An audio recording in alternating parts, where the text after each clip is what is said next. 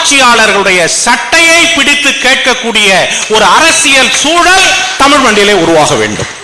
அடுத்ததாக இடஒதுக்கீடும் குடிமக்களின் அதிகாரம் குறித்து விரிவாக பேசுவதற்கு தோழர் மகேந்திரன் அவர்கள் உரையாற்றுவார்.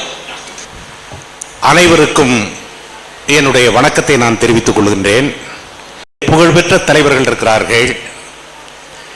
களம் பல கண்டு தாங்கள் எடுத்த கோரிக்கைகளை நிறைவேற்றும் என்பதற்காக வாழ்நாளையே முழுமையாக அர்ப்பணித்த தலைவர்கள் மேடையில் இருக்கிறார்கள். அவர்கள் ஒவ்வொருவருடைய பெயரையும் சொல்ல வேண்டிய அவசியம் இல்லை என்று கருதுகிறேன். உங்களுக்கே மிக நன்றாக தெரியும். அதைப்போல சமூக தலைவர்கள் அனைவரும் மேடையில் இருக்கிறார்கள். மேடையில் இருப்பவர்கள் மட்டும் தலைவர்கள் அல்ல, அங்கே உட்கார்ந்து இருக்கிறவர்களும் தலைவர்கள் தான் என்பதை நான் தெரிவித்துக் கொள்கின்றேன். காரணம், இது ஒரு மக்கள் இயக்கம், ஒரு தலைவர்களை மையப்படுத்திய இயக்கம் கிடையாது. எப்படி ஒரு மழை நீர் துளி துளியாக சேர்ந்து அது சிற்றோடையாகி எப்படி அது ஆறாக பெருக்கெடுக்கிறதோ அதே போல இந்த சமூக நீதி என்கின்ற ஒரு பேர் மக்களுக்கு பயன்படக்கூடிய பேராற்றல் மிகுந்த ஒரு நீர் வழித்தடத்தை அமைப்பதற்குத்தான் நாம் இங்கே கூடியிருக்கின்றோம். அந்த அடிப்படையிலே இந்த அமைப்பிலே நாங்கள் பங்கேற்றாலும் கூட பல ஆண்டுகளாக அர்ப்பணித்த பெருமக்கள் இங்கே இருக்கிறீர்கள். அவர்களை நன்றியோடு நான் நினைத்துக் கொள்கிறேன். நன்றியோடு நினைத்துக் கொள்வது மட்டுமல்ல, சிலர் இதற்காக எடுத்த முயற்சிகளை என்னால் இந்த மேடையிலே பாராட்டாமல் இருக்க முடியவில்லை. இந்த சமூக நீதி என்கின்ற இந்த மலர் ஒரு புதிய 360 சமூக பன்முக பார்வை என்று வெளியிடப்பட்டிருக்கிறது. அநேகமாக ஒன்றிய அரசோ அல்லது மாநில அரசோ ஒரு பெரும் முயற்சி எடுத்தால் கூட இப்படிப்பட்ட ஒரு மலரை தயாரித்திருக்க முடியாது என்பதை என்னால் அழுத்தம் திருத்தமாக கூற முடியும். காரணம், இந்த மலரை நம்முடைய நண்பர் ராமராஜன் அவர்களிடமிருந்து அவசரமாக ஒரு 3 நாட்களுக்கு முன்பு, ஒரு வாரத்திற்கு முன்பு பெற்று இதை வாசித்தேன். இந்தியா முழுவதும் எங்கே தேடி பார்த்தாலும் இந்த ஒடுக்கப்பட்ட மக்களுக்கான இத்தகைய புள்ளி விவரத்தை தயாரிக்க முடியாது. அது நான் அறிந்த வரையில், நான் இந்த விவரங்களை எல்லாம் அடிக்கடி பார்க்கிறவன். அதற்காக உழைத்தவர்கள் யார் என்பது உங்களுக்கு தெரியும். இதை உழைத்தவர், உருவாக்கியவர் யார் என்பது உங்களுக்கு தெரியும். இந்த மேடையிலே ஒரு கைத்தட்டலின் மூலமாக நீங்கள் அனைவரும் அவருக்குரிய அந்த பாராட்டுதலை வழங்க வேண்டும் என்பதை கேட்டுக்கொள்கிறேன்.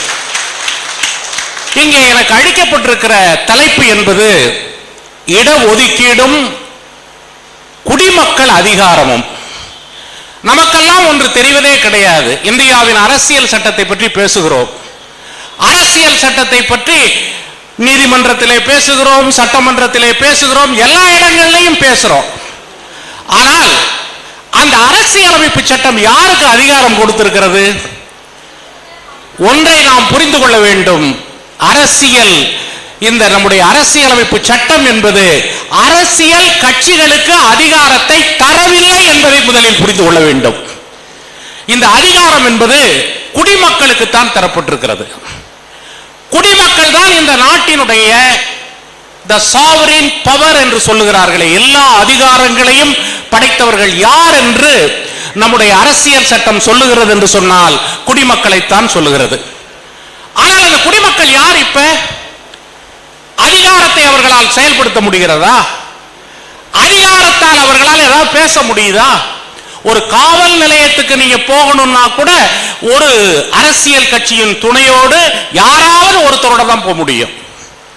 அப்ப இந்த குடிமக்களுடைய அதிகாரத்தை இடஒதுக்கீடு என்பதை பெறுவதற்கு எப்படி பயன்படுத்த வேண்டும் என்பதை நாம் ஆழ்ந்து யோசித்து பார்க்க வேண்டும். அதற்கான திட்டங்கள் தான் இந்த மேடையிலே நாம் முன்வைக்கக்கூடிய ஒன்று. இதுக்கான விளக்கம் நிறைய நீங்க கொடுக்கலாம். ஆனால் என்ன விஷயம், நீங்கள் அயல் நாடுகளைப் போல, மேலை நாடுகளைப் போல நம்முடைய சமூகம் கிடையாது. ஐரோப்பிய சமூகம் அது மாதிரியா நம்ம ஊர் இருக்கு? இல்லவே கிடையாது. அல்லது அமெரிக்கா சமூகம் அது மாதிரியா இருக்கு? இல்லவே இல்லை.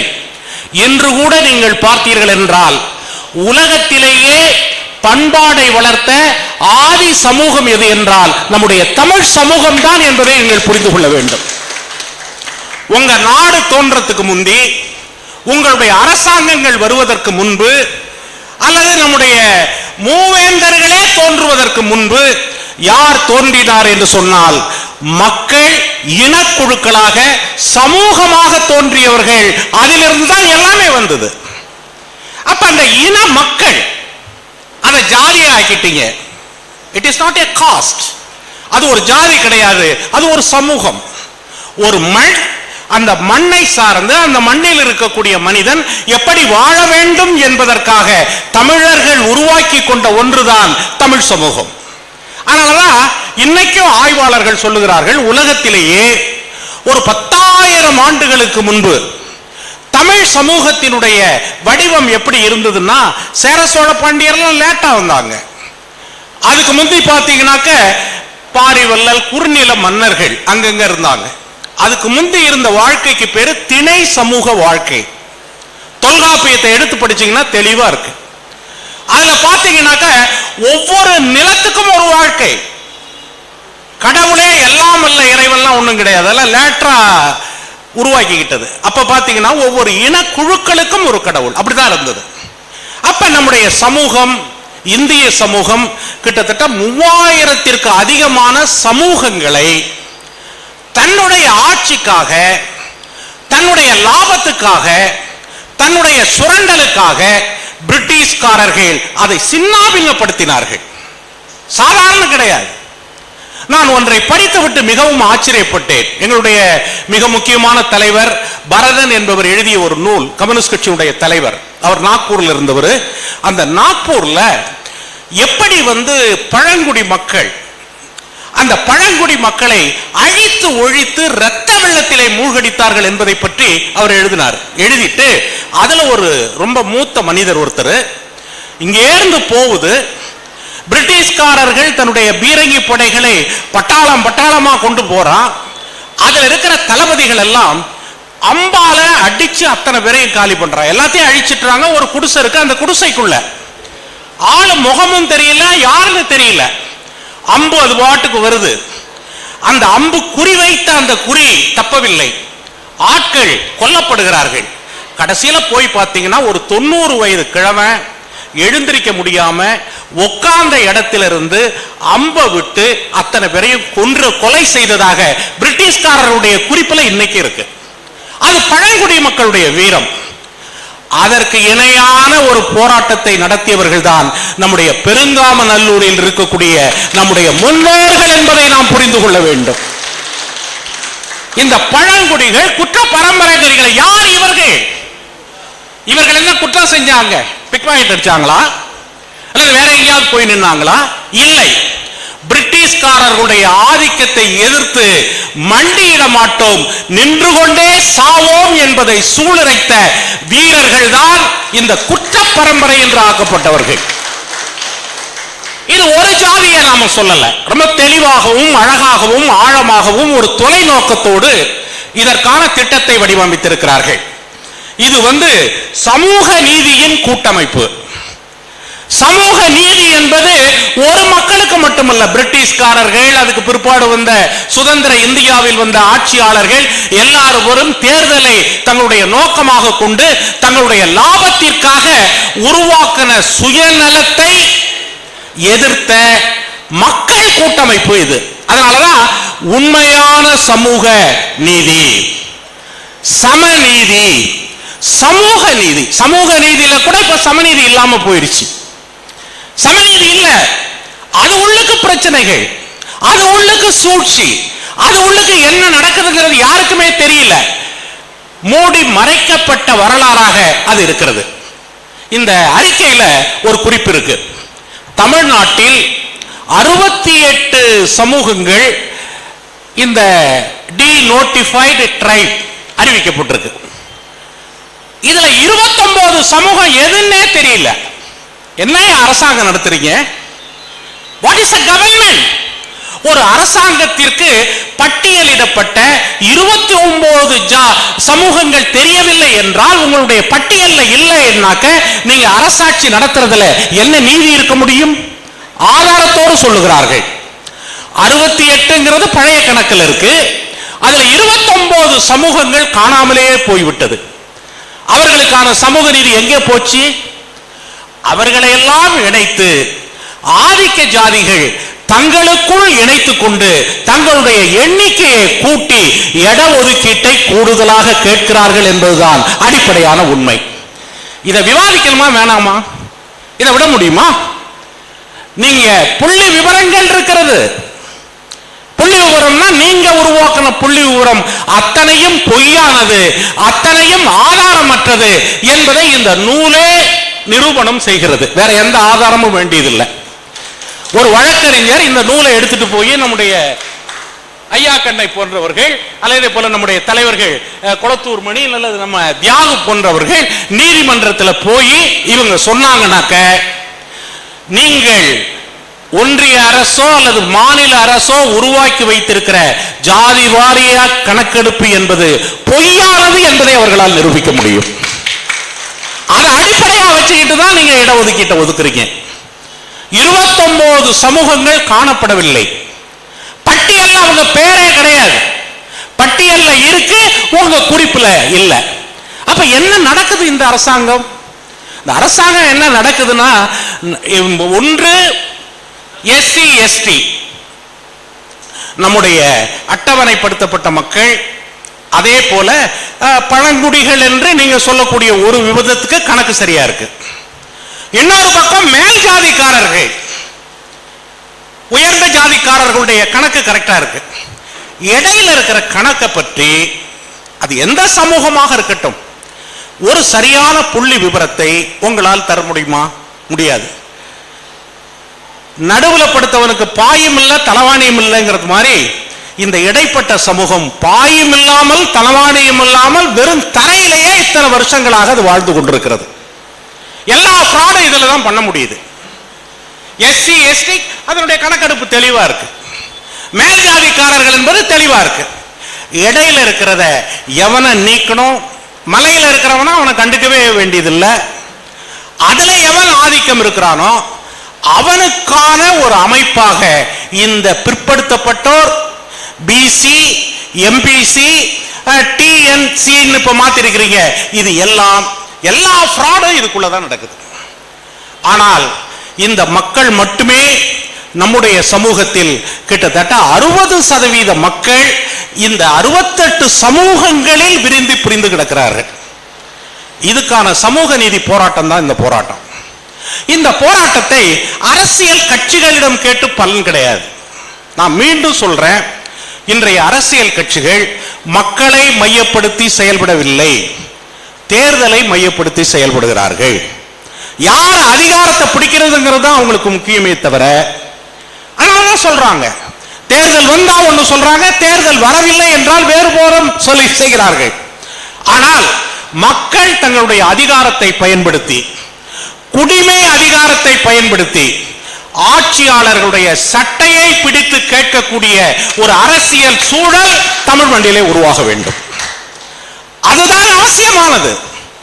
அதை நோக்கிதான் நாம் ஒருங்கிணைய வேண்டும். நம்முடைய ஒருங்கிணைவு என்பது மறுக்கப்பட்ட சமூக நீதி.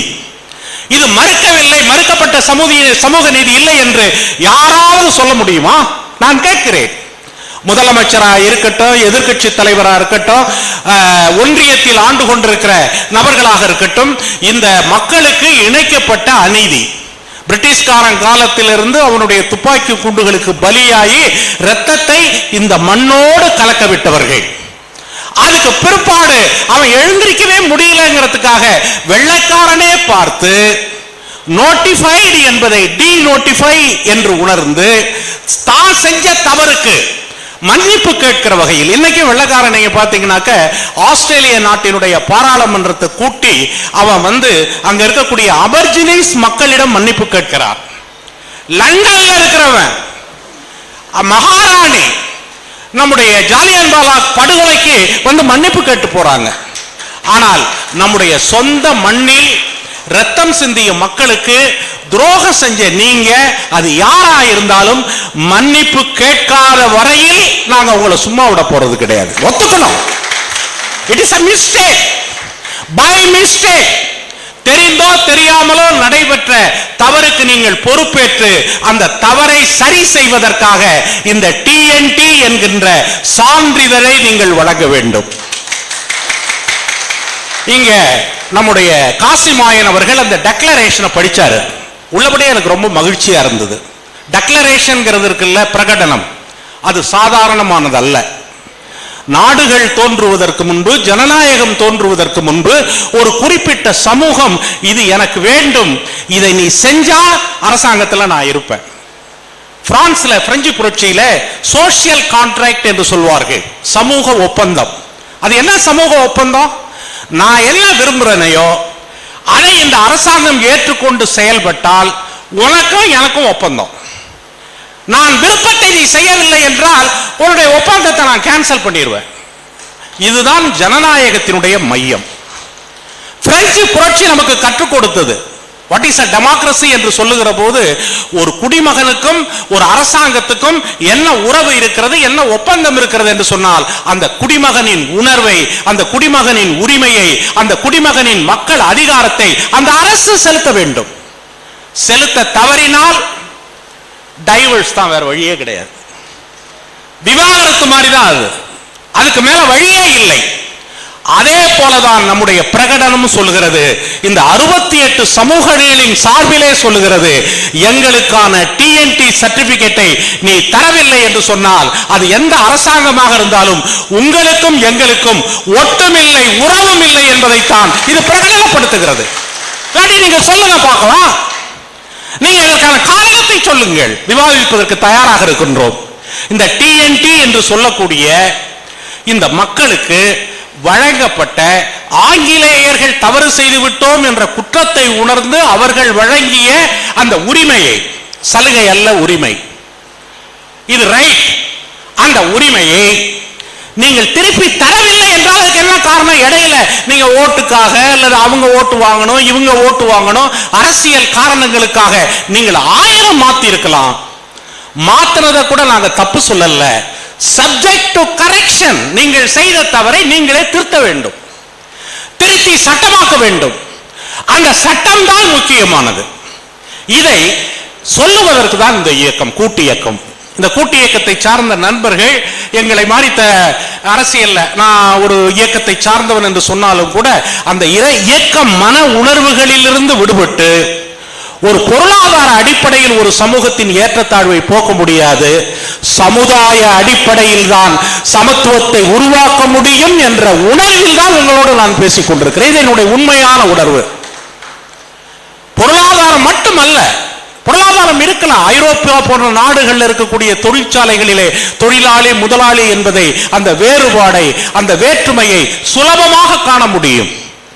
ஆனால் இந்திய சமூகம், இந்த ஆசியன் மோட் ஆஃப் ப்ரொடக்ஷன் என்று சொல்வார்கள், ஆசிய வழிபட்ட சமூகங்கள் என்று சொன்னால் சமூகங்கள் வித்தியாசமா இருக்கு.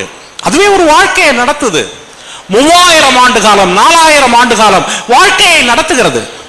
அந்த சமூகங்களுக்குடைய நீங்கள் உரையாடலை நடத்தி அதை ஜனநாயகத்தை நோக்கி நகர வேண்டுமே ஒழிய அதை அழிச்சிட்டு அத்தனை கார்பரேட் கம்பெனிகளுக்கும் மொத்தமாக எழுதி கொடுக்கக்கூடிய அரசியலை ஒருபோதும் நாங்கள் அனுமதிக்க மாட்டோம். அதுல இருந்து வளர்த்தெடுங்க, அதுல உள்ள குறைபாடுகளை போக்கலாம். ரொம்ப அருமையா சொல்லி இருக்கிறாங்க. இதை பார்க்கிற போது ரொம்ப பெருமையா இருக்கு. SC, ST, BC, MPC, TNT communities joint forum for social justice. எவ்வளவு தெளிவா இருக்கு பாருங்க. ஏதாவது ஜாதி இருக்காதுல, கீழ்ந்த ஜாதி மேல் ஜாதி என்ற ஏதாவது இருக்குதா? தந்தை பெரியார் சொல்லிய அந்த அடிப்படையான சமத்துவம் என்பதும், கம்யூனிஸ்டுகள் பேசக்கூடிய சமத்துவம் என்பதும், சமத்துவத்தை பேசக்கூடிய நம்முடைய கான்ஸ்டிடியூஷன் அரசியலமைப்பு சட்டம் என்பதும் வேற எங்கேயுமே இல்லை. இங்க இருப்பதை நீங்கள் உணர்ந்து கொள்ள வேண்டும். இங்க இருக்கு. It is a concept. மிக தெளிவாக, மிக கூர் மதியோடு இதை உருவாக்கி இருக்கிறார்கள். அதனால்தான் சமூகமாக நின்று நாம் போராட வேண்டும். அரசியல் கட்சிகள்ல போய் சொல்லி ஒரு அரண்டை பிரிச்சுக்கிட்டு போய் அவங்கள்ட்ட கையேந்தி அவங்க என்ன பண்ணுவாங்க? ஒண்ணு இல்ல, இந்த குரங்கு பூனைக்கு அப்பத்தை பிரிச்சு கொடுத்தது மாதிரி தான் பண்ணி கடைசியில் ஏமாற்றத்தில் தான் அது முடியும். எனவே மக்கள் அதிகாரத்தை பயன்படுத்துங்கள், அந்த அதிகாரத்தின் மூலம் மாற்றங்களை கொண்டு வாருங்கள். இதுதான் இந்த மாநாட்டினுடைய முக்கிய நோக்கமாக இருக்க முடியும். அதே போல மற்றொரு பிரச்சனை, அதையும் இந்த நூல் மிக தெளிவாக விளக்குகிறது. கணக்கெடுப்பு, ஜாதி வாரிய கணக்கெடுப்பு. ஒரு கேள்வி இந்த மேடையில் வைக்கப்பட்டதுக்கு பதில் சொல்லணும். நான் தமிழக அரசை வேண்டி விரும்பி கேட்டுக்கொள்கிறேன், அதற்கான பதிலை நீங்கள் அளிக்க வேண்டும்.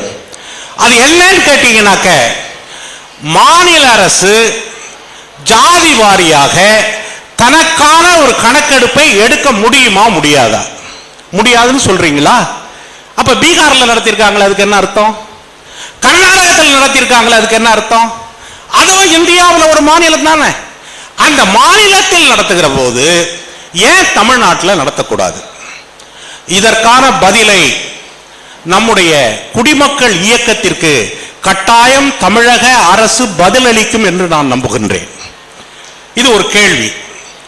அதே போல நீங்க பாத்தீங்கன்னா, இந்த கணக்கெடுப்பை பற்றி சொல்ல ரொம்ப தெளிவாக இருக்கிறது. அம்பாசங்கர் கமிஷன், அந்த கமிஷன்ல பாத்தீங்கன்னாக்க இந்த புள்ளி விவரங்கள் இதெல்லாம் நீங்க இடஒதுக்கீட்டை ஒதுக்குற போது உங்களுடைய புள்ளி விவரங்கள் சரியில்லைன்னு 13 பேர் கொண்ட கமிட்டியில 10 பேர் கூட்டி சொல்லியிருக்கிறாங்க. 13 பேர்ல 3 பேர் அதிகமா 10 பேர் அதிகமா? எது மெஜாரிட்டி? நம்முடைய ஆட்சியாளர்களுக்கு அந்த 3 தான் மெஜாரிட்டியா இருக்கு, 10 மைனாரிட்டியா மாறி இருக்கு. என்ன வேடிக்கை பாருங்க. அப்ப இந்த புள்ளி விவரங்கள் என்கின்ற ஒன்று மேலை நாடுகள்ல கூட புள்ளி விவரங்கள் எடுக்கிறாங்க. 5 முறை 6 முறை பரிசீலிக்கப்படுகிறது. நம்முடைய குடிமக்கள் சமூகங்களிலே நாம் முன்வைக்கக்கூடிய கோரிக்கை என்னன்னாக்க, எத்தனை பேர் எங்க இருக்கிறாங்க ஊர் ஊரா நீங்க அறிவிங்க. இந்த ஊர் கணக்கெடுப்பு, இந்த ஊர்ல ஜாதி வாரியா யார் யார் இருக்கிறாங்க, கவர்மெண்ட் என்ன பண்ணணும், லிஸ்டை எழுதி ஊர்ல ஒட்டணும். நீங்க ஒட்டுங்க. அது தப்பா ரைட்டானா ஊர் மக்கள் சொல்லட்டும். அதுல என் பேர் விடுபட்டுருச்சு, வாக்காளர்ல பண்றீங்களா, அதுக்கு மட்டும் இவ்வளவு முக்கியத்துவம் எடுத்து பண்றீங்கன்னா ஓட்டு வேணுங்கிறதுக்காக இதை ஏன் நீங்க செய்யக்கூடாது? எனவேதான் குடிமக்கள் சமூகத்தின் சார்பிலே நீங்கள் ஜாதி வாரிய வாக்கெடுப்பு நடத்துகிற போது அதை பற்றி ஒவ்வொரு வார்டா இருக்கலாம், ஒவ்வொரு கிராமமா இருக்கலாம், அதை பகிரங்கமாக அறிவிக்க வேண்டும். அந்த பகிரங்கத்தை மக்கள் கண்காணிக்கட்டும். நீ பாட்டுக்கு ஒரு 5 அதிகாரி உட்கார்ந்துக்கிட்டு இந்த ஜாதியில இவ்வளவு பேர் இருப்பான், அந்த ஜாதியில இவ்வளவு பேர் இருப்பான்னு உன்னுடைய வசதிக்காக நீ அதை மாற்றி அமைப்பானால் உன்னையும் உன் சிஸ்டத்தையும் நொறுக்கிறத தவிர எங்களுக்கு வேற வழியே கிடையாது. நான் இதை சவாலாக சொல்லுகிறேன். மக்களை ஏமாற்றுவதை ஒருபோதும் ஏற்றுக்கொள்ள முடியாது. ஓப்பன், வெளிப்படையா செய்யுங்க. எதை செஞ்சாலும் செய்யுங்க. எந்த ஜாதி பாதிக்கப்பட்டிருக்கிறது எல்லாம் என்பதை ஒரு சமூக நீதி அடிப்படையில் கவர்மெண்ட் என்ன பெரிய வெங்காய கவர்மெண்ட், மக்கள் இல்லாமலா கவர்மெண்ட் வருது? மக்கள்கிட்ட அறிவிக்கிட்டோம். அது மக்கள் நாங்க சரி பார்க்கிறோம், மக்கள் தப்புன்னா தப்புங்கிறோம். எந்த ஜாதியில எவ்வளவு இருக்கோ அந்த நீதியை கொடுங்க, ஆட்சேபனையே கிடையாது.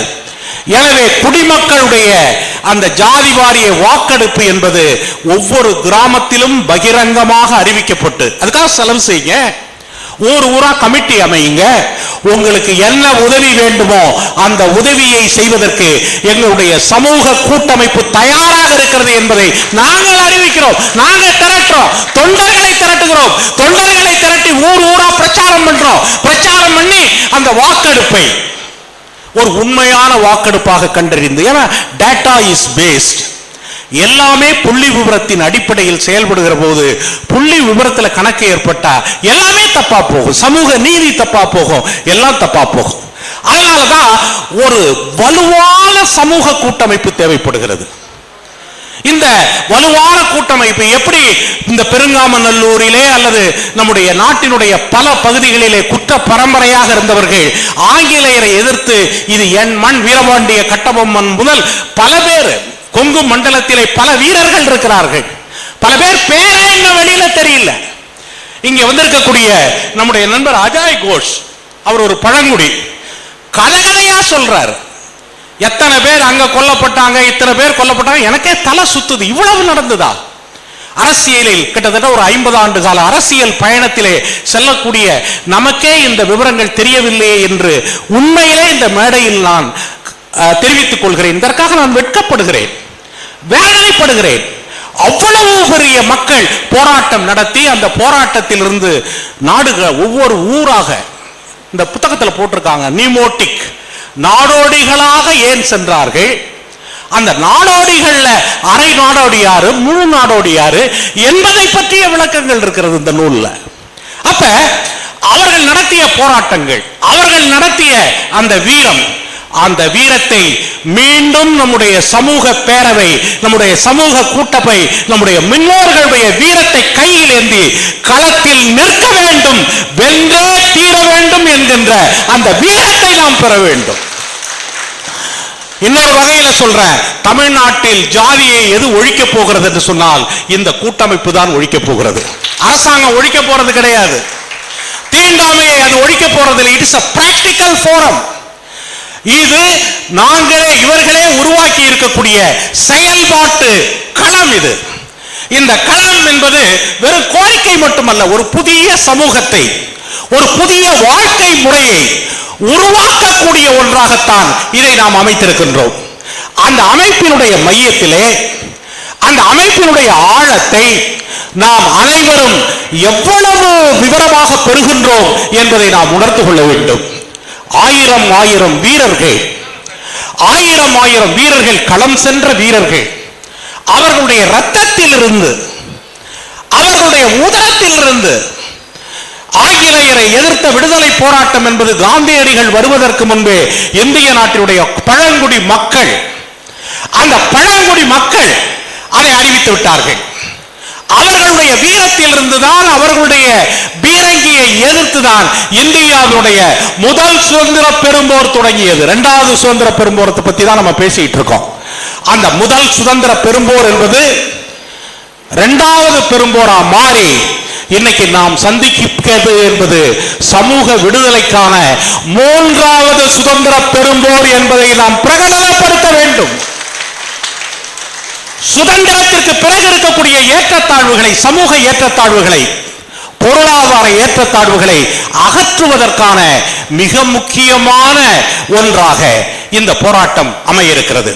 அதுக்காக பல பேர் உழைச்சிருக்கிறாங்க, அதுக்காக பல பேர் சிந்திச்சிருக்கிறாங்க, அதற்காக பல பெண்கள், குறிப்பாக நம்முடைய பெருமதிப்பிற்குரிய அம்மையார் தவமணி அவர்களை பற்றி கேட்கிற போது உடம்பு புல்லரிக்குது.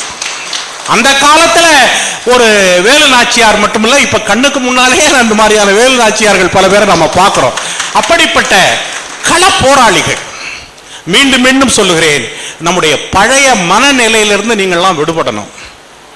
பழைய மனநிலையிலிருந்து விடுபட்டு ஒன்றிணைந்து மாற்றத்திற்கான ஒரு புதிய சமூக நீதி, ஒரு புதிய சமத்துவ நீதி.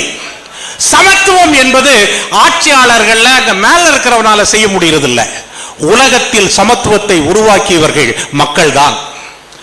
அதே மக்கள் ஒரு புதிய சமத்துவத்தை உருவாக்குவதற்கு இந்த சமூக நீதி, சமநீதி என்ற கோட்பாட்டை மையமாக கொண்டு நாம் அனைவரும் ஒருங்கிணைய வேண்டும் வேண்டும் என்பதை என்னுடைய உரையாக உங்களிடம் பகிர்ந்து கொண்டு என்னுடைய புரட்சிகர வாழ்த்துக்களோடு உங்களிடம் நிறைவு செய்கின்றேன். நன்றி, வணக்கம்.